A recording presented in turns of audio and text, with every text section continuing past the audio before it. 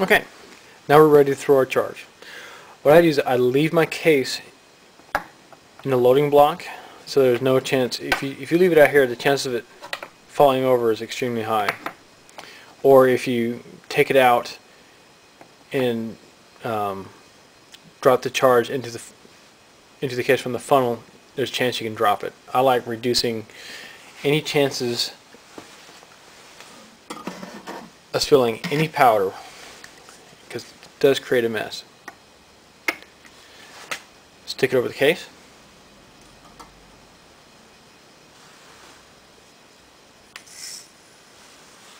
Let it drop in. I'm going to throw another charge.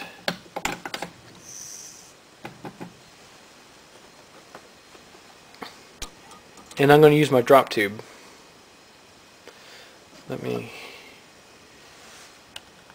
Okay, I'm going to drop a charge, exact same weight, but I'm going to use a powder funnel that has a drop tube on it.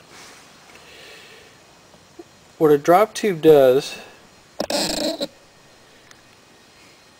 is it allows the powder to fall down the funnel and kind of swirl around in here, which slows its descent. And when it gets down into the case, it settles at the bottom of the case more uniformly, which takes up less airspace. There's less air pockets inside the powder charge itself, so you can save up to 5% of the volume in your case. So if you're using what they call a high density charge, where normally you're using about 90% of your case capacity, you can drop that to 85%, and you're not putting so much pressure on top of the charge when you're seating your bullet. And when you're seating a bullet on top of a charge like that is known as a compressed charge. And if you compress it too much, you can actually bulge the case. Now watch the powder go down the funnel and the drop tube.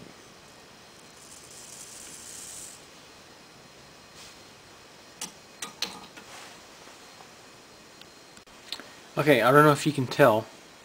The one on the left here was just thrown willy-nilly in there just from a regular funnel.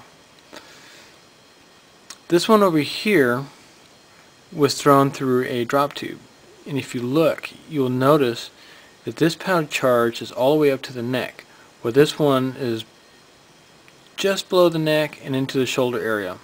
It gives you a little bit more powder capacity in there, which is kind of nice.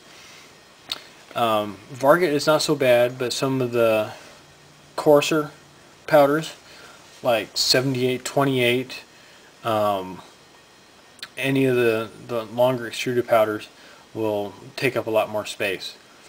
It doesn't make that much difference in like a 308, but when you're loading something like a 300 Weatherby Magnum or a high density 30-06 load with 4350, it makes a good bit of difference.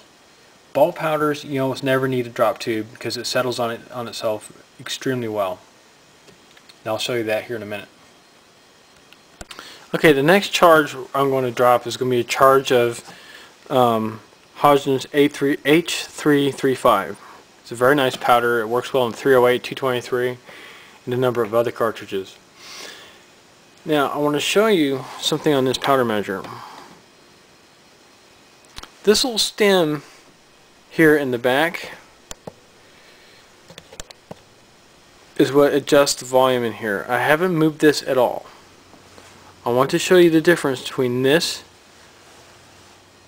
type of powder and the extruded. Some of the powder measure companies, like even RCBS Ready, they sell this thing called a competition, I don't know what it is. It's like a micrometer thing on here.